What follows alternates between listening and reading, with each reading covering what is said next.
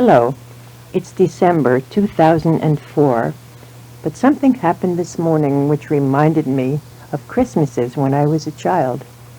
I got up, built a fire, made a cup of green tea, and in came Joya with some very good organic dates. That made me remember that as children at Christmas time we always had dates and Greek figs on a string. These stories are from 1939 and 1940, when I was 7 and 8 years old. I always loved Christmas. Underneath the Christmas tree was white cotton batting, looked like snow. And two special things always went there. One was the creche, or the stable, little open-faced stable where the baby Jesus was born. He was there in his manger with Mary and Joseph looking on, and the three wise men in their beautiful robes adoring him, and all the little animals. We collected animals to come view the baby Jesus in his manger.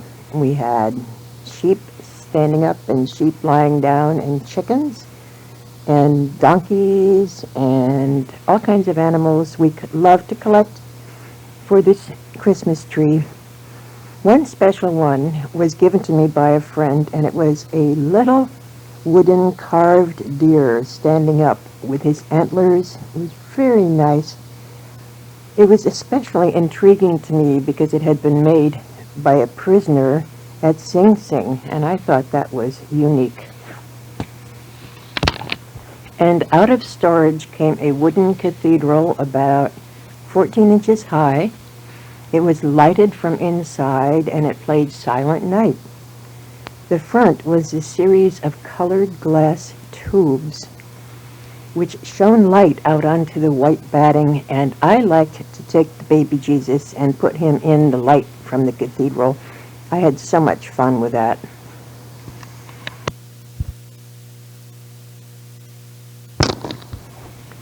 Mother was ahead of her time. In 1939, she put a big Christmas tree into the bathtub and whitewashed it. I don't think anyone had seen anything like that at the time. Amazing. That was also the winter we looked out the window and saw our collie dog Robbie lying in a snowbank by the road, and we thought he was dead. I started weeping, but it turned out he was perfectly fine. What happened was, in Woodstock in 1939, there were rabies going around, and they didn't have rabies shots then, so all the dogs who ran freely had to be muzzled. When we put Robbie's muzzle on him and let him out, he ran outside and threw himself in a snowbank in despair because he thought he was being punished. I loved that dog. That was the winter I learned something about thermodynamics, or maybe physics, and that sometimes grown-ups tell the truth. I was walking home from school in the snow one day, and I was very thirsty. I came to a steel pole all covered with fresh, sparkly frost. I thought I'd just have a drop of liquid from that. So I put my tip of my tongue on the pole, and you know what happened? It stuck, just like the grown-ups say. It was extremely unpleasant, and I ran all the way home crying. This is not a holiday story, but I just happened to remember another time that I ran home crying, so I think I'll tell you about it. The East is very different from California in many respects, but one is that there are streams and rivers, and it's very lush, usually. Running near our house in Woodstock was a stream called the Esopus Creek. It was, to give you an idea, about the size of the Gualala River, but it ran down from the mountain and it tumbled over bluestone rocks, and it was sparkling and clean. The big rocks were used for sunbathing, and there were deep pools and there were shallow pools and quiet places. And one day I was down by the creek where I often was in the summertime, and I looked down into and there was a little turtle. I was thrilled. I wanted to take it home for a pet. I reached down into the water to get it, and it grabbed me on the thumb and wouldn't let go. It was a snapping turtle. I don't know if you have snapping turtles in California, but there are plenty of them back east if you ever want one. And I ran all the way home crying with that little turtle dangling from my thumb. Woodstock, New York was the center of my universe and my heart. In reality, Woodstock is a village nestled in the foothills of the Catskill Mountains. That part of New York State near the Hudson River is very much like New England. So Woodstock has a village green, and on this village green is one evergreen tree which was planted by Dr. Downer. That had a special meaning to me because my best friend was Pam Feely and her grandfather was Dr. Downer. One day, Pam and I were making snow angels on the village green, and you make those by lying down in the fresh snow, stick your arms out straight by your sides, and move them up and down, and if you get up carefully, you'll have a perfect angel in the snow. A woman came by and looked at us very oddly, and Pam yelled, "My grandfather planted that tree." And I yelled, "My grandfather did too," and that made me feel very connected and very good. Christmas Eve, the tree was lighted, and everybody gathered on the village green to sing Christmas carols. It was really nice. We all knew that Billy Fair, the folk singer, had a dog who could sing Silent Night. As we caroled along, he howled, quite melodically, actually. It was all part of the fun and festivities, and we all looked forward to hearing Billy Fair's dog sing Silent Night Christmas Eve.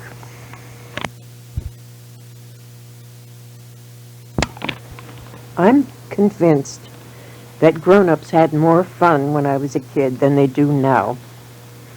For instance, there was the toboggan run.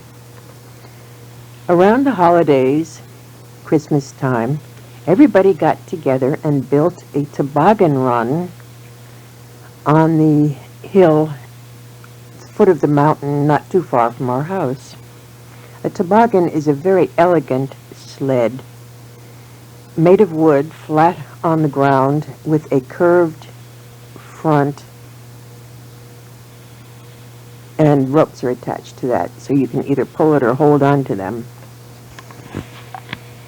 In order to make the toboggan run, everybody in town got together, well, everybody who wanted to got together, and went up on the hill, and you had to pack snow up the sides of the place for the toboggan to go down and wet it so that it would stay together and not crumble.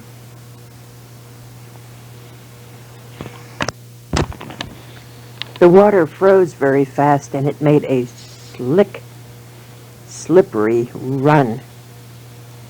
I looked up and down the hill and people were so happy with their shiny faces and smiles, all packing away. I still can see some of the people who were there. For instance, Phyllis Norton, my second grade teacher, was there packing snow. Jimmy, the high school bus driver, who I thought was always stuck in his bus and never went anyplace else, was there pouring water on the snow. And the golf pro from the country club, Carson McCullers, who my sister had a mad crush on, was there packing away, and people were happy and having a really good time. This, of course, all occurred by moonlight and starlight, which made it even more mysterious. People pulled their toboggans up to the top of the run and took turns going down. And how it was done was the first person put feet in the curve of the front of the toboggan and held on the ropes. And everybody piled on behind, putting your feet in the lap of the person in front of you and holding on. Somebody pushed you off, and it was a fast and thrilling descent. Of course, it had consequences. If you stuck out your leg or your arm, it would be broken. And of course, I thought that meant it would be broken off and fall behind the toboggan there. It was pretty scary, but very exciting. At the foot of the run, you slid off into soft snow, and for quite a ways. Then everybody jumped off to pull the toboggan back up to the top, and I remember seeing people's breath in the light as they huffed and puffed, pulling the toboggan up, and to do it all over again. And the number of times that you could do that run was limited only by your endurance. It was really, really fun. Everybody had such a good time. Now, don't you think the grown-ups had a better time there than watching television? I do. I neglected to mention that tobogganing was an Olympic sport at that time. It's probably been replaced by snowboarding or something. Anyway, someplace Mother acquired a competition-sized toboggan that seated 8 people. And of course, the more weight, the faster you go, and it was pretty thrilling.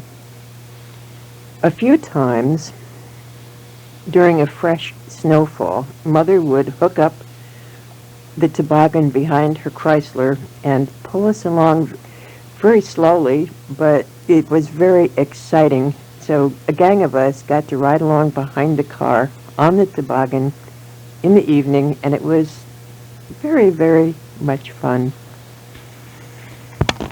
You've heard of sunlight and moonlight, but there's another kind of light I call snow light.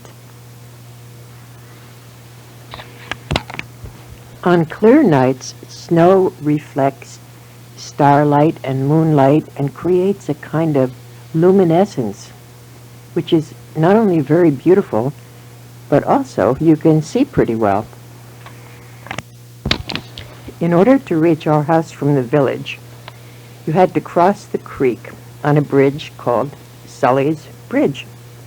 He was a mythological person who had had a mill right there, maybe 150 years before, and it was a very important demarcation point at night because the very last street light was right at Sully's Bridge, probably a quarter of a mile from our house. One evening I was walking home, and I came to Sully's Bridge and crossed it, and there was the last street light, and I walked out of that light, and in a few steps I was in snow light. I walked slower and slower because I was being, I don't know how to say it, I was hypnotized by the beauty. And as I walked along, the snow on the rocks in the creek made the water look very dark and mysterious, and the trunks of the trees seemed to sparkle, and it was perfect. It was a moment of such absolute perfection. I had an experience I will never forget. I felt for the first time like I was part of the whole world. I was part of the trees and the water and the snow and the lovely light that was reflecting. And I didn't know what to do with this experience, but it was very, very profound. And later on in life, I learned that there's a word for that, and it's called satori.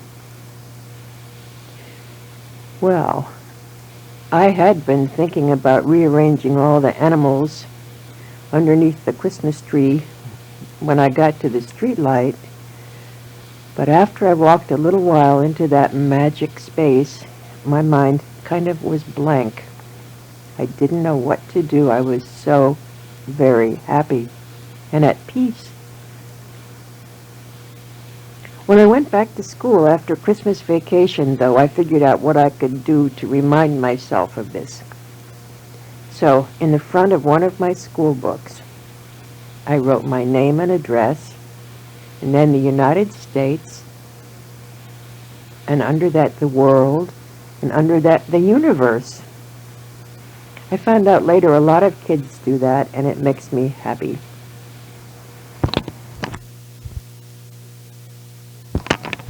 This is the first tape I've made since vision failure. Now, if you are very, very, very good, I might do another and send it to you. I love you. Goodbye for now.